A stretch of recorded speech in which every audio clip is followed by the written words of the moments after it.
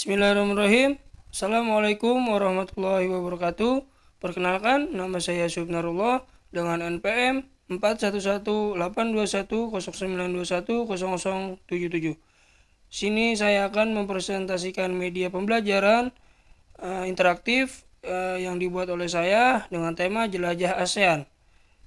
Memenuhi tugas UTS mata kuliah IPS kelas atas dengan dosen pengampu Dr. Haji Kori Sundari MPD, dengan mengambil kelas IPS kelas 6 SD. Selanjutnya saya akan mengklik menu. Di dalam menu tersebut terdapat tombol home, tombol perintah, tombol peta, tombol kuis, dan tombol materi dan tombol sejarah ASEAN. Di sini di tombol-tombol tersebut memiliki banyak fungsi, yakni sebagai materi, kuis, dan sejarah ASEAN. Sebelum kita memulai pembelajaran, alangkah baiknya kita berdoa terlebih dahulu, dan selanjutnya setelah berdoa kita akan yel-yel untuk membuka. Untuk sekarang kita akan berdoa dimulai. Berdoa selesai, kemudian kita akan melakukan yel pembuka. Dan di sini ada yel pembuka bernadakan potong bebek angsa. Marilah adik-adik sekalian atau teman-teman sekalian, kita melakukan bernyanyi bersama. Halo kawan-kawan, kami anak hebat yang paling semangat dan juga berbakat. Semuanya ganteng dan juga cantik. Kelas 6A siap untuk belajar. Hore. Selanjutnya kita akan memulai materi. Materi yang pertama itu adalah tujuan pembelajaran. Tujuan pembelajaran ini yang pertama adalah setelah mendengar informasi dari guru, siswa mampu menyebutkan nama-nama pahlawan kemerdekaan Indonesia dan ASEAN. Yang kedua itu melalui informasi yang dilakukan oleh guru dengan memperlihatkan media interaktif peta, siswa dapat mengingat nama-nama pahlawan perjuang kemerdekaan Indonesia dan ASEAN. Yang ketiga itu dengan berkomunikasi, siswa dapat merefleksikan semangat juang para pahlawan kemerdekaan Indonesia dan ASEAN. Yang keempat itu melalui pengumpulan informasi, siswa dapat mengenal peristiwa penting kemerdekaan Indonesia dan ASEAN. Yang kelima itu melalui informasi yang sudah tertera, siswa dapat mengenal para perjuang pahlawan kemerdekaan Indonesia dan ASEAN. Dan terakhir, setelah mendapatkan informasi, siswa dapat menganalisis nilai-nilai perjuangan dari pahlawan kemerdekaan dan ASEAN. Selanjutnya ada sejarah ASEAN. Sejarah ASEAN itu berdiri pada tanggal 8 Agustus 1967 di Bangkok, Thailand.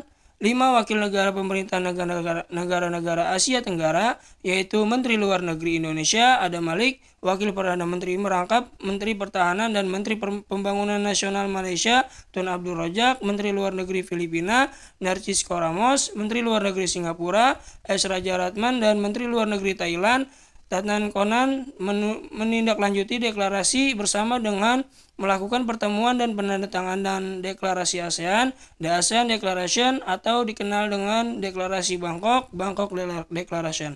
Dalam bidang ekonomi, Agreement on ASEAN Preferential Trading Agreement atau disingkat dengan PTA berhasil disepakati dan ditandatangani di Manila pada tanggal 24 Februari 1977 yang menjadi landasan untuk mengadopsi berbagai instrumen dalam liberasi perdagangan on a preferential basis. Pada perkembangan selanjutnya, Agreement on the Common Effectual Preferential Tariff atau disingkat dengan CIP Settlement for the ASEAN Free Trade Area berhasil disepakati di Singapura pada tanggal 28 Januari 1992.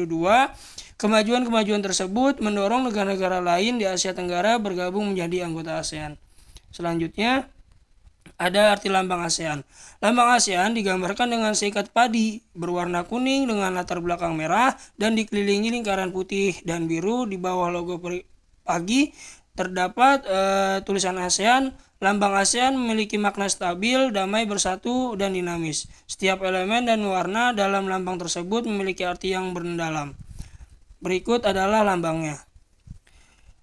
Berikut adalah makna dari setiap elemen dan warna dalam logo ASEAN. Yang pertama adalah seket padi. Padi melambangkan impian para pendiri ASEAN. Gambar padi ini melambangkan kesejahteraan, kemakmuran, kesuburan, dan kekayaan yang merupakan harapan bagi negara-negara anggota ASEAN. Jika dihitung garisnya, maka terdapat 10 helai padi pada gambar 10 anggota ASEAN dan kesatuan dan solidaritas. Lingkaran di ASEAN ini mencerminkan persatuan negara-negara ASEAN sebagai organisasi regional. Lingkaran juga menggambarkan keterhubungan di antara negara-negara anggota. Kuning, warna kuning menggambarkan kemakmuran. Merah, warna merah menggambarkan keberanian dan dinamisme. Putih, warna putih menggambarkan kesucian. Dan terakhir warna biru, biru menggambarkan perdamaian dan stabilitas. Selanjutnya, materi ASEAN. Negara ASEAN ada pendirinya, yakni dari 5 menteri luar negeri, perwakilan dari negara-negara Asia Tenggara. Pertemuan ini dilaksanakan di Bangkok, Thailand pada tanggal 5 hingga 8 Agustus 1967. Pengesahan berdirinya ASEAN termuat dalam Deklarasi Bangkok yang disebut juga sebagai Deklarasi ASEAN. Berikut adalah 5 negara pendiri ASEAN beserta nama perwakilannya. Yang satu itu Indonesia, bernama Adam Malik dari Menteri Luar Negeri Indonesia. Yang kedua itu Malaysia, ada Tun Abdul Razak dari Wakil Perdana Menteri Malaysia.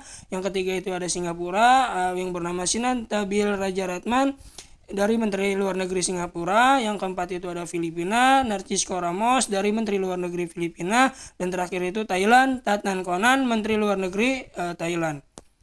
Selanjutnya ada 10 negara anggota ASEAN dan tanggal bergabungnya 10 anggota tersebut. Yang pertama itu dari Indonesia pada tanggal 8 Agustus 1967. Yang kedua itu dari Malaysia pada tanggal 8 Agustus 1967. Yang ketiga itu ada Singapura pada tanggal 8 Agustus 1967. Yang keempat itu Thailand tanggal 8 Agustus 1967. Yang kelima itu Filipina 8 Agustus 1967. Yang keenam itu Brunei Darussalam 8 Januari 1984. Yang ketujuh itu Vietnam 28 Juli 1995. Yang ke-8 itu Laos 23 Juli 1997. Yang ke-9 itu Myanmar 23 Juli 1997. Dan terakhir Kamboja pada tanggal 30 April 1999. Ini adalah 10 anggota ASEAN dan tanggal bergabungnya anggota-anggota ASEAN tersebut. Selanjutnya ada latar belakang dibentuknya ASEAN. Ada latar belakang dibentuknya ASEAN itu dikarenakan terjadinya di beberapa negara Asia Tenggara saat itu menjadi alasan dibentuk ASEAN. Selain karena adanya konflik dan perselisihan, ada beberapa latar belakang atau faktor pendorong kerjasama antar negara ASEAN, yaitu yang pertama persamaan geografis, yang kedua persamaan budaya, yang ketiga persamaan kepentingan, dan keempat persamaan nasib. Di sini juga ada peta ASEAN digital. Boleh nanti dilihat di linknya, boleh nanti saya akan mencontohkan untuk mengklik linknya. Di sini juga ada gambar peta ASEAN, yaitu ada Myanmar, ada Thailand, ada Singapura, Malaysia, Indonesia, Kamboja, Vietnam, Brunei Darussalam, dan Filipina. Kita lihat. Nah, di sini ada gambar peta ASEAN, boleh kita balik dulu. Peta ASEAN di sini yang pertama itu ada Myanmar. Myanmar itu dari berdiri pada tanggal 1991 dari Aung San Suu Kyi.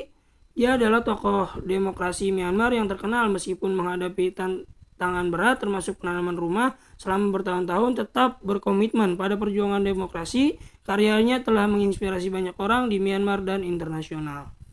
Yang kedua itu kita lihat lebih detail lagi.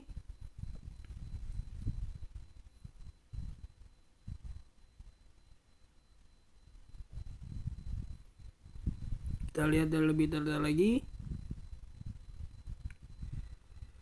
Nah, di sini ada Soekarno, dia bergabung pada tanggal 1945. Soekarno ini sering disebut sebagai Bung Karno, adalah presiden pertama Indonesia dan memainkan peran kunci dalam memperjuangkan kemerdekaan Indonesia dari penjajah Belanda. Karismanya dan pidato-pidatonya yang membangkitkan semangat sangat berpengaruh dalam menyatukan bangsa untuk merdeka. Yang ketiga itu ada yang tadi sudah disebutkan, dia bergabung pada tahun 1991. Ada Aung San Suu Kyi. Dia adalah tokoh demokrasi Myanmar yang terkenal meskipun menghadapi tantangan berat, termasuk penahanan rumah selama bertahun-tahun, tetap berkomitmen pada perjuangan demokrasi. Karyanya telah menginspirasi banyak orang di Myanmar dan internasional. Berlokasi di Yangon, Myanmar. Selanjutnya ada Len Kuan Yew. Dia bergabung pada tahun 1965. Dia itu dikenal sebagai arsitek modern Singapura. Sebagai Perdana Menteri pertama, dia memimpin Singapura dari sebuah pelabuhan perdagangan menjadi salah satu pusat keuangan dan teknologi dunia. Visi dan kebijakannya pembangunannya diakui telah mengubah Singapura secara dramatis. Berlokasi di Singapura. Yang kelima itu ada Tun Abdul Razak. Dia bergabung pada tahun 1970.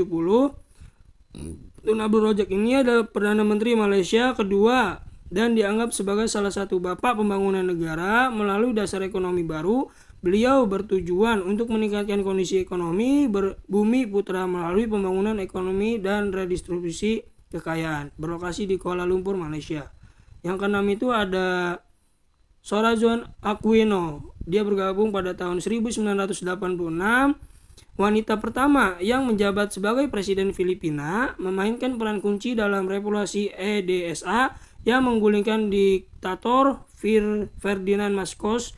Kepemimpinannya di masa transisi demokrasi merupakan momen penting dalam sejarah Filipina. Dia berlokasi di Manila, Filipina. Selanjutnya ada Norodom Sihanouk. Dia bergabung pada tahun 1953. Dia adalah Raja Kamboja yang memainkan peran penting dalam politik negara itu selama beberapa dekade. Ia dikenal atas usaha mempertahankan netralitas Kamboja selama Perang Dingin dan konflik di Indochina. Dia berlokasi di Phnom Penh, Kamboja. Selanjutnya ada Buhimol Aduleje. Dia bergabung pada 1946. Dia adalah Raja Rama yang ke-9 dari Thailand. Adalah monarki yang paling lama memerintah di dunia. Beliau sangat dihormati oleh rakyatnya dan berperan aktif dalam pembangunan negara, khususnya dalam pembangunan pedesaan dan konservasi air. Dia berlokasi di Bangkok, Thailand. Dan terakhir ada Bapak Soekarno dan Muhammad Hatta. Dia bergabung pada tahun 1945. Soekarno dan Muhammad itu secara bersamaan memproklamasikan kemerdekaan Indonesia pada tanggal 17 Agustus 1945, menandai lahirnya bangsa Indonesia. Kedua tokoh ini dianggap sebagai pahlawan nasional yang sangat berpengaruh dalam pergerakan kemerdekaan Indonesia. Berlokasi di Jakarta, Indonesia. Selanjutnya kita beralih lagi ke PPT-nya. Selanjutnya ada tugas. Tugas tersebut nanti akan dibagikan setelah presentasi, kemudian dibagikan kepada murid-murid dan dikerjakan melalui link ataupun bisa melalui LKPD. Selanjutnya, setelah mengerjakan tugas, kita ada doa dan juga yel-yel penutup. Sebelum kita pulang, alangkah baiknya kita berdoa. Berdoa dimulai. Berdoa selesai, kemudian kita menyanyikan yel penutup agar lebih semangat lagi dalam nanti pulang dan juga dalam berkegiatan di sekolah yang akan datang. Lagunya ada Pelangi-Pelangi. Dengan ada Pelangi-Pelangi, mari kita bersama-sama. Sebelum selesai, mari kita doa. Doa dengan baik, doa dengan tentram. Ayo kita pulang dengan hati riang. Kelasku, kelasku ceria bersama. Demikianlah presentasi dari saya. Presentasi media dari saya. Kurang lebihnya mohon maaf. Wallahul muwaffiq. Assalamualaikum warahmatullahi wabarakatuh.